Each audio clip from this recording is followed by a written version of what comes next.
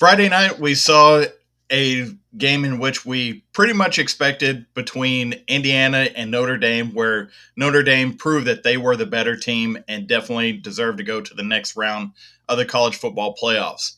Saturday comes and we get three more games to preview. That's what we want to do this morning. And welcome in. This is Total Sports Talk Beyond the Lights.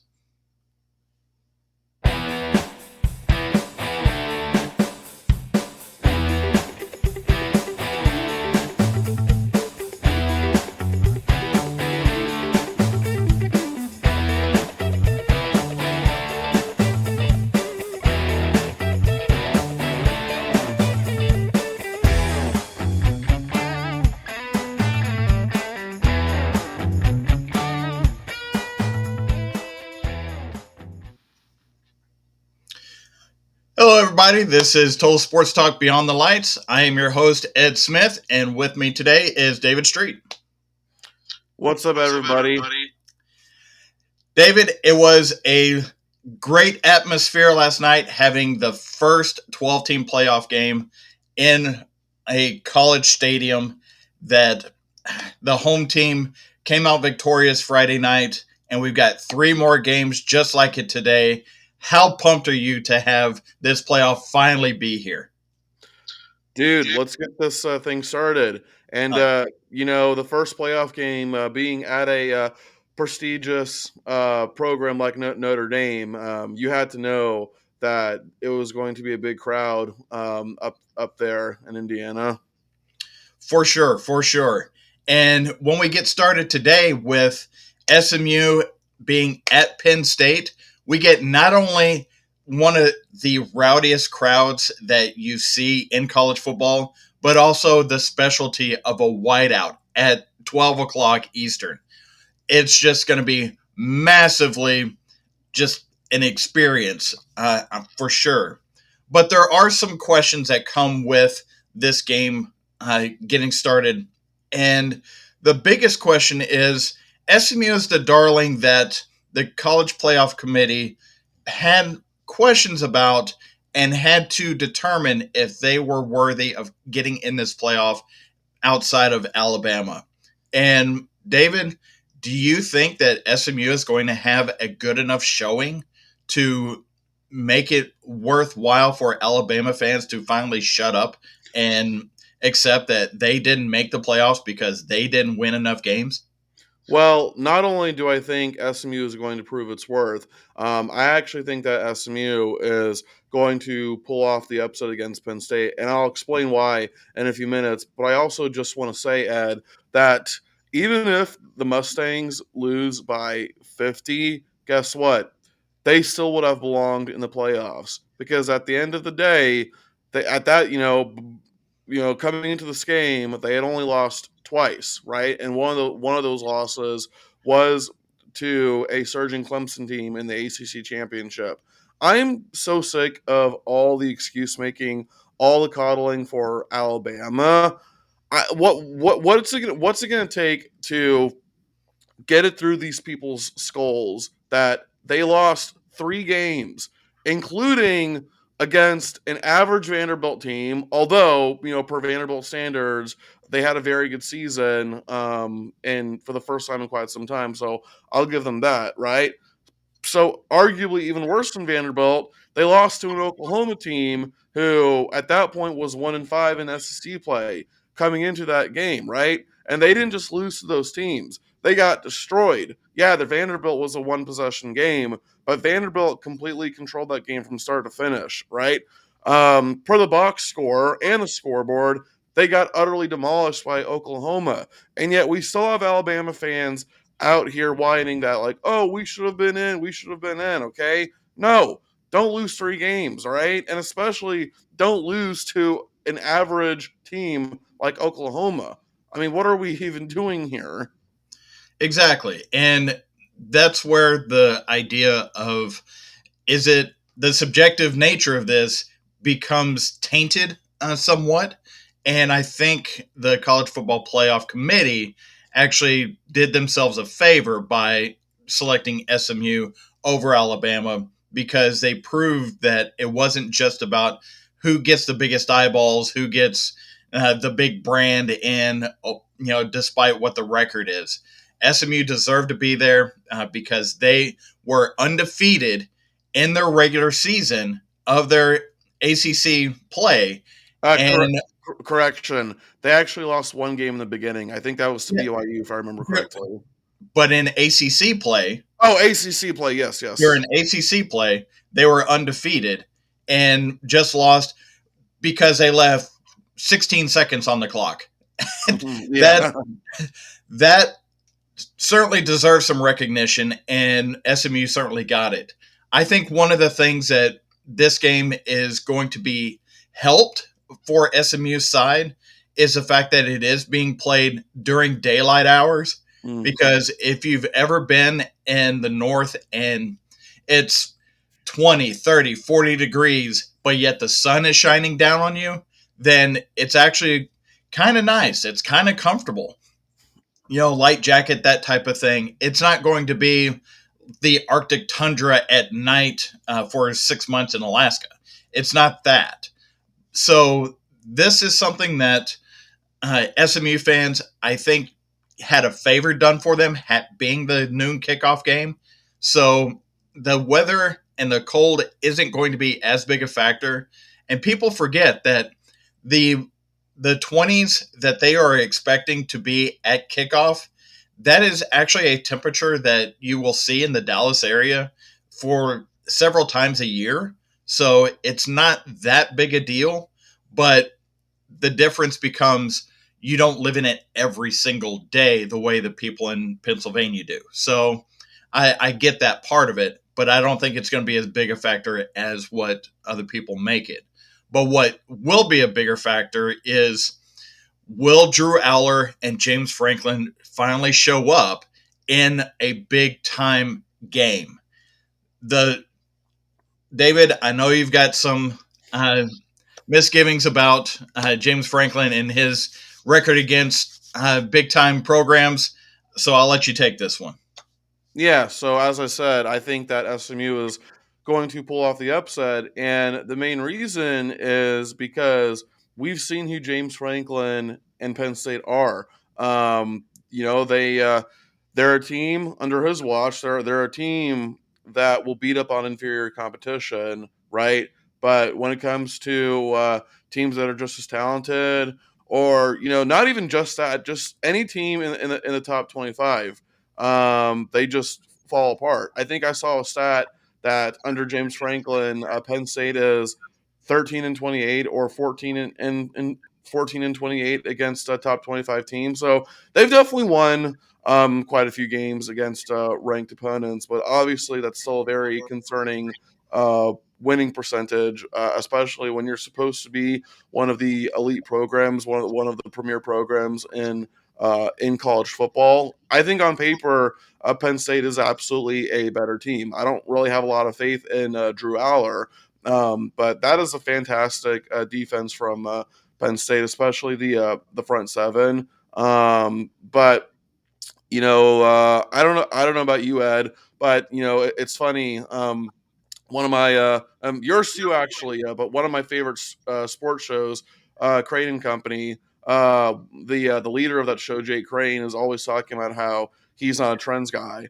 I'm the complete opposite. I am absolutely a trends guy because to me, trends tells a story. Because if you have a certain streak or certain something about you, like you know, at some point that does have to have some validity to it, right? And the trend is that James Franklin just does not really know what he's doing against ranked teams, and so that's ultimately why I'm taking SMU. As I said, Penn State might be the better team on paper, and if they do win today, obviously I wouldn't be surprised, right? But at some point, you just have to look at a coach. You have to look at a team and see how they've been performing under him in certain circumstances, in my opinion. Sure, and I certainly think that that's a valid conversation. Penn State is a program that beats the people that they should. Exactly. They they don't beat the people that they shouldn't. and SMU is a team that they should beat. One of the question marks that I really have going into this game, will Kevin Jennings turn the ball over? He has been turnover prone in the last month, and with the defense like Penn State's, there is certainly the possibility that there's going to be multiple turnovers, which is going to lead to Penn State running away with this one. It is an 8.5 point spread. I think that's a valid spread for this game. The the thing with James Franklin and his record against top 25 teams, it is certainly out there. You can't run away from it. One of the things I see with James Franklin's play calling in those games in which he's the underdog is the fact that he will call games not to lose them instead of being aggressive to go out and win them. And Mm. that ultimately has been his demise against the Ohio States, the Michigans, the Oregons of the Big Ten. And that's not who they're playing this week. I am going to take the Nittany Lions in Beaver Stadium in the whiteout. I think the whiteout does provide a little bit of atmosphere that SMU just cannot say that they've ever played in before, because it is a different thing. It is one of the coolest atmosphere in college football, and that will account for something in this game. But it's going to be Penn State's defense getting after Kevin Jennings then for 4 quarters that I think ultimately leads Penn State to victory in this game. Fair enough. So then I guess we're giving predictions now. I'll say, give me SMU over Penn State, 20-17. I don't know the name of SMU's kicker, but I think as the game winds down in the fourth quarter, I think he's going to kick the game-winning field goal, 20-17. Well, you bring that up. Both of these kickers are in the 70% make range. So Dang. I hope it doesn't come down to a kicker. And, um, but But I isn't that but isn't that what would make it like just so amazing when you have two, when you have an average kicker who ends up being the hero at the end of the day? yeah, I get that. It is one of those things where nobody knows who the kicker is until he makes a good one or Hmm. he blows a bad one.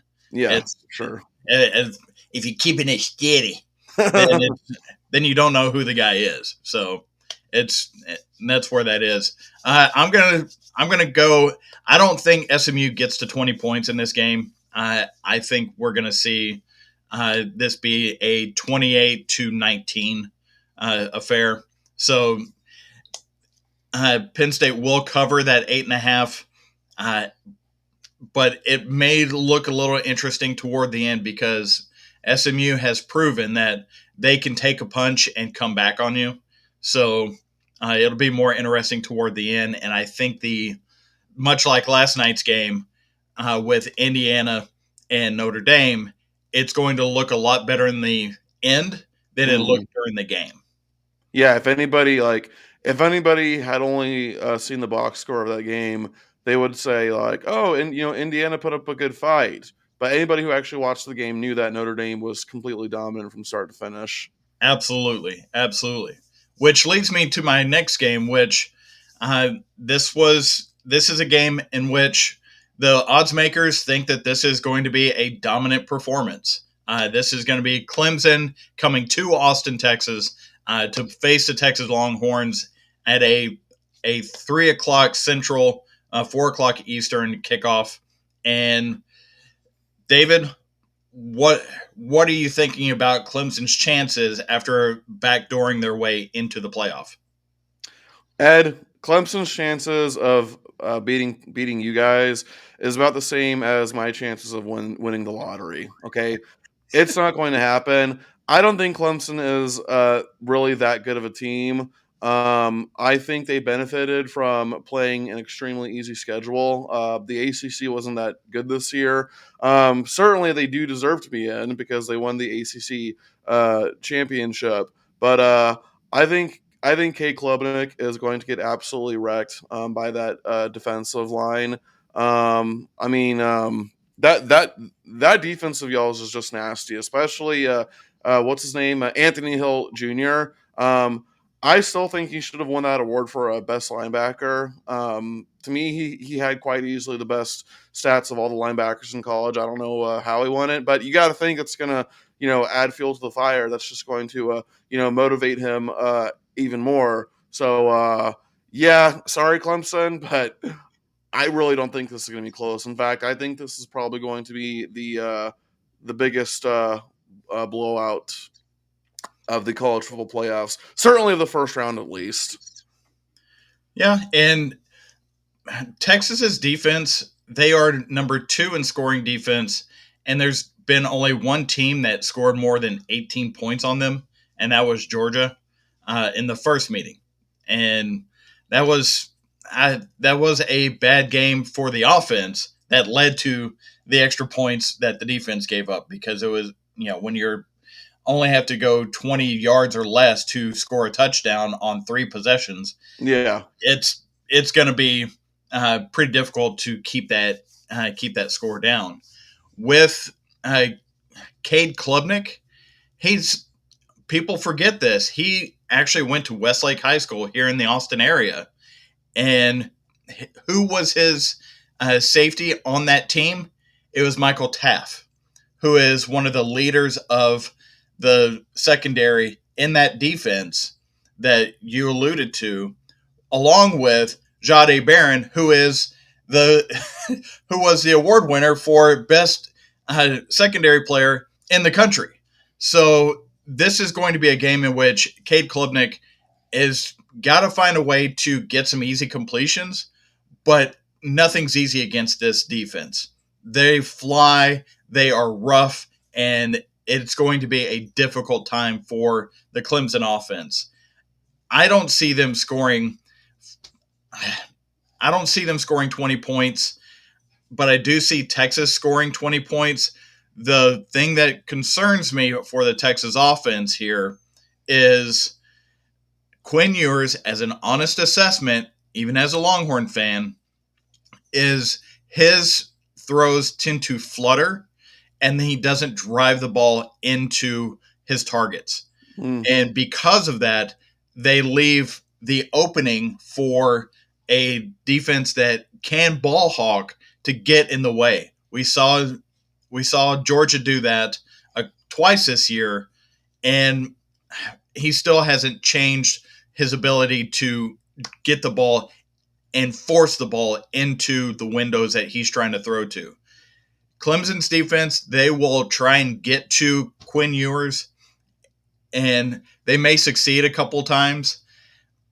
So that might rattle Quinn a little bit, because we've seen it where he gets hit a few times and he starts, wanting to throw the ball a little sooner than he should.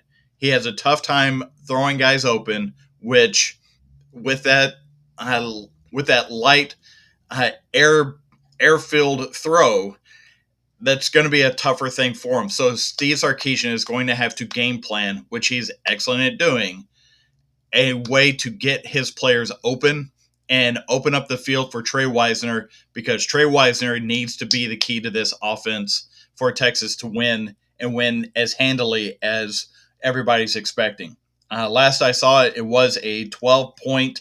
It was a 12-point spread for this game, and I'm going to say Texas is going to beat it.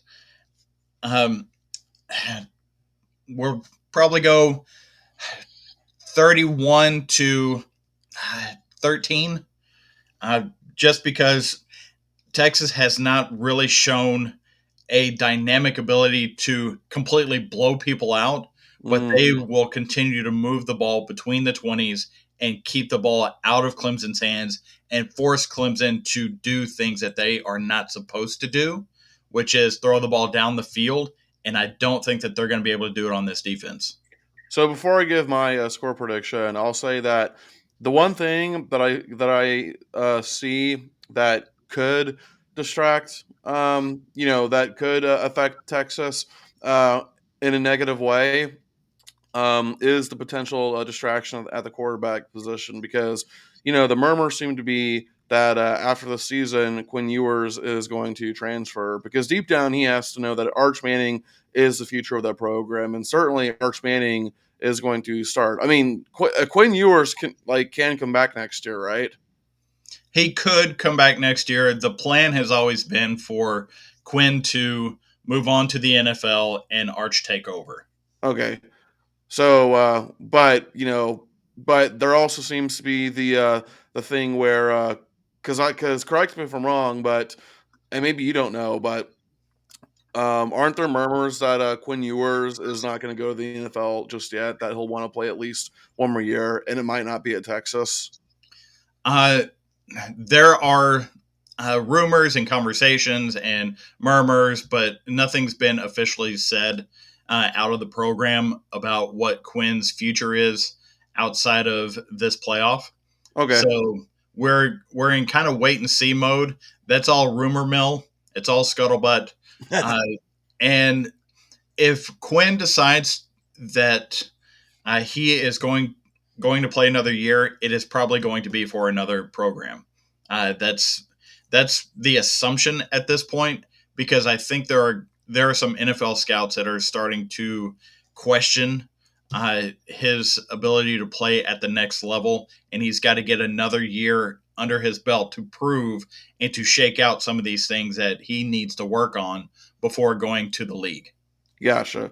Well, all distractions aside, Texas is still the superior program, and I'm going to take the Horns over the Tigers, 41-14. And by the way, that 41, I'm not saying it's going to be a dominant offensive performance. I think the defense is going to get a couple scores. So 41-14.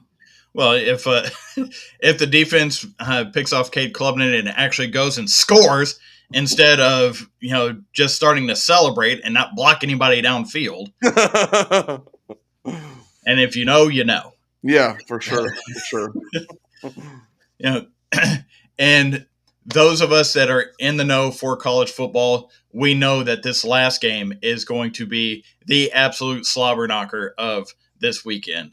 This is Tennessee going to Columbus to face the Ohio State Buckeyes in the shoe in prime time. This is the matchup that gets everybody giddy.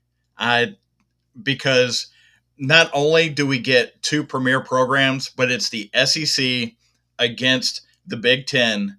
This is the marquee conference versus conference that we've all been kind of arguing over the year which one is better. And we finally get to see an example of it on the field in this playoff. And David, are the Volunteers are they prepared for what lies ahead as far as an environment, the being in hostile territory, and what Ohio State is going to throw at them before the game even starts? Oh, for sure. Not only are they prepared, I think they're prepared enough to win this game. Right? You talk about hostile, environments. This is the SEC, including their own stadium. Tennessee is used to playing in hostile environments every single year, and so especially if it's true that the Tennessee fans have bought all those tickets from StubHub, Ticketmaster, and from what we know, apparently from some Ohio State fans, then yeah, I don't think hostility from the Ohio State crowd, Ed, is going to be a big problem for them. Yeah, and one thing I found interesting is because it's a playoff game, there's a 60-40 split in ticket allocation, whereas in most regular season games, you're going to see 80-20, maybe even more lopsided than that when it comes to ticket allocation for road teams. Yeah. And because this is such a TV show and corporate event, there's going to be more tickets allocated. And if you think that Tennessee Volunteer fans are not going to travel just to Columbus, Ohio, which is about a 4.5 hour trip, I don't know what to tell you because that is a fan base that is going to go to Mars if Hmm. their team is playing.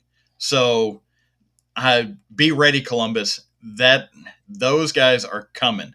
And I've seen interviews of different bar owners and restaurants where like every karaoke machine in or jukebox machine in Columbus, Ohio has to be unplugged because those volunteer fans are playing Rocky Top nonstop on these jukeboxes in every restaurant in Columbus, Ohio. And I think it's an hysterical troll uh, when it comes to uh, proving that they are not going to be intimidated by being in Columbus, Ohio. So, just one more thing I want to add before we get to the actual game.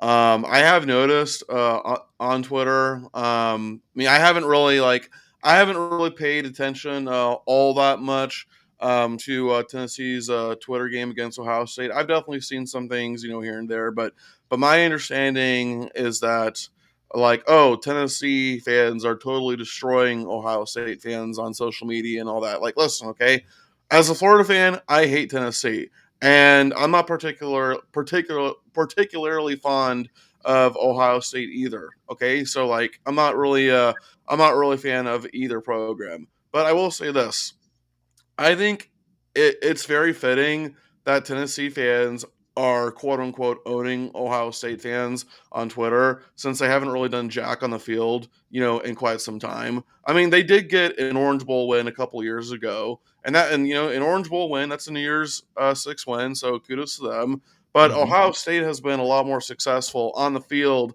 lately than Tennessee has. So you have to imagine that if you're an Ohio State fan, you're probably thinking like, yeah, okay, go ahead. You might beat us on social media, but at least we've been better on the field, where it matters the most.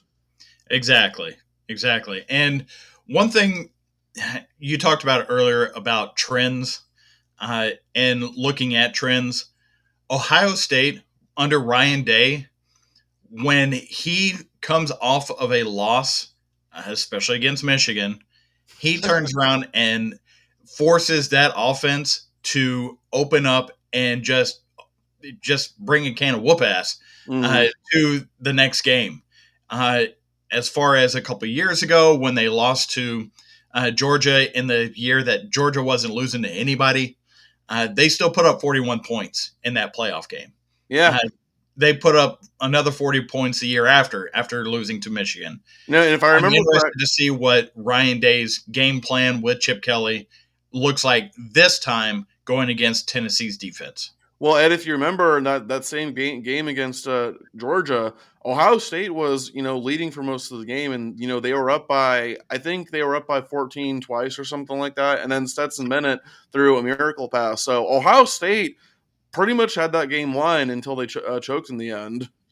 Yeah, and that was also the game in which Brock Bowers, if I remember correctly, Brock Bowers had that first down that was just a magic act on the sideline where Yeah. he's like 3 yards behind the sticks, but somehow reaches out and gets first down before he falls out of bounds. Yeah, I think you're correct on that. Anyway, so when it comes to these teams, right? So the one thing that both these teams have in common, Ed, is that they're both defensive juggernauts. But here's a key difference: to me, Tennessee is a team that has embraced its identity as a defense first team. I think they had a bit of an identity crisis in the middle of the season because I think in the beginning of the season they were trying to be a team that they weren't. I think they were trying to be that firepower offensive kind of team, especially because their first three games they played, I think Kent State, NC State, and I think their third team was Toledo, if I remember correctly. So not exactly a murderer's row of a schedule there. And so when you play three games like that, it's going to be pretty easy to look like a dominant firepower offense, right? But as the schedule got harder for them, you notice that the offense wasn't clicking the way it did before. But what the one thing that did click for them from the beginning of the season up to now is defense. That's been the one thing about Tennessee that's been constant for them, and that's their defense.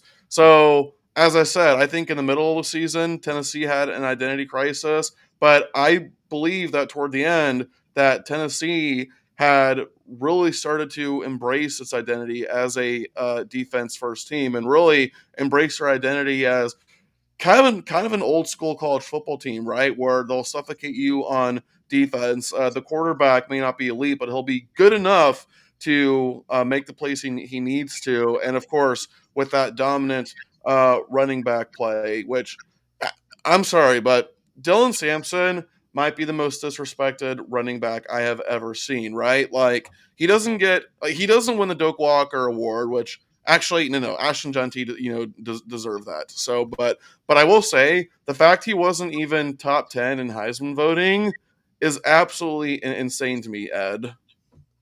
Well, there's a couple of reasons for that. I would say, Dylan Sampson did not get the preseason hype.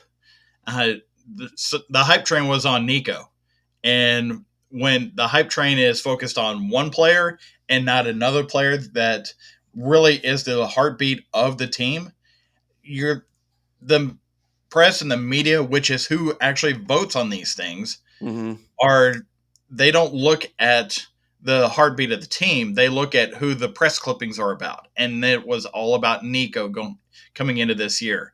Nico's first year, being the guy that is the starting quarterback for Tennessee. Well, Ohio State has a seasoned vet at the quarterback position. So the question in my mind becomes, who will be the quarterback that makes the play that turns this game one way or the other? I'm thinking that it's going to be Will Howard because he has been there in tough games. He has seen a lot of tough times, and quite frankly, I, this Ohio this Ohio State wide receiving core is the one of the most dynamic groups on offense that we have in these playoffs, and they are going to help him get over on this Tennessee secondary. Jeremiah Smith, did you know he was 17 years old? Uh, Oh, like uh, that one guy from Alabama. You sure that Jeremiah Smith doesn't play for Alabama? yeah, both of them. Yeah. He's back healthy. He's had 2 weeks to rest because keep in mind, both of these teams, their last game was 3 weeks ago. So Good point. they Yeah. should be fully rested and ready to go in this. And I think the Ohio State wide receiving core is going to help Will Howard uh, out tremendously and by being dynamic against the Tennessee secondary, which the Tennessee front seven, I think, is their strength, and their secondary is what could be leaky if in the right situation. And I think this is the situation. Yeah. I am just curious real quick because I meant to get your thoughts on it, but do you agree with my assessment about Tennessee, how they went through an identity crisis in the middle of the season but then eventually embraced their identity as a defense first team toward the end? Well, I think that has to do with uh, self evaluation from the head coach because going into Arkansas, it was all about Nico. Nico needs Nico this, Nico that. Everything was going to run through Nico. Well, they realized after the Arkansas game that uh, maybe he needs more help than just letting him drop back and throw the ball all over the place. He needs some security with that. So the self evaluation by Josh Heupel has been an elite, uh, an elite evaluation because he was then able to change course and change that identity, as you're saying. Yeah, absolutely. So anyway, as far as the how the game will go, you mentioned how after Ryan Day loses, especially to Michigan, his teams get the ball rolling. Ed, to be honest with you, I think that loss to an ultimately average, I'll say above average Michigan team is actually hurting Ryan Day and Ohio State a lot more than we realize. And I think that's going to continue to affect them tonight. And so give me the Vols over the Buckeyes 24-17. Okay. Well, I'm thinking the opposite. Ohio State is so upset over the flag planting that they vow They to want to make not it a have. felony. Yeah, yeah, commit the felony. Um, they are so upset about that they are going to vow to not allow another team to do that to them, and I think that's going to carry over into this game. Yes, these are college kids. Yes, they're emotional, but emotion is not going to take you a full 4 quarters, but it will get you through the first half. And then when you make the adjustments, that's when you can be a little more tactical. So, which head coach can show up when it matters the most, which is at halftime, making those adjustments, getting ready for the second half, and taking it to the end of the game? Who can manage the game better? And these are two higher end coaches that are in this game. In the end, the players got to play, and I think Ohio State has just a little bit better on the players. So while this game is a 7.5 point spread, I think it's a lot closer than that. I think we're going to see it come down to the middle of the fourth quarter, and Ohio State uh, would will win. They'll beat the score will beat the 45 and a half. Mm. So I'm going to call it 27-24. Okay, so close game. Sounds like it's going to be a good game then. Absolutely. I mean, this is going to be a game that uh, not only is it about uh, the teams themselves, but it's the brands. It's about all the brands. It's a battle of the conferences. It's a battle of the head coaches. It's a battle of the quarterbacks. There are so many storylines in this game that we can't get to them all in our time together this morning. But I do think that this is going to be an epic day of college football. And do you have any final thoughts before we get out of here? My one final thought, Ed, is that if Ohio State does beat Tennessee, you have to imagine that there's going to be Ohio State fans out there that they're gonna post pictures on social media of a Tennessee banner that says, "Well, we beat them in social media at least." Well, there's always baseball season or basketball season or any other season, but this day is the day that I think very much like the opening weekend of March Madness. Mm. Every football fan in the country is going to be so jacked about this that it doesn't matter that the NFL is trying to trample on it with two of their games being played the same day. So there's my 2 cents on that. We look forward to speaking with you all. Give us your thoughts in the comments and like and subscribe this show. But that's all we have for y'all today. And until next time, we are rounding third and we are headed for home.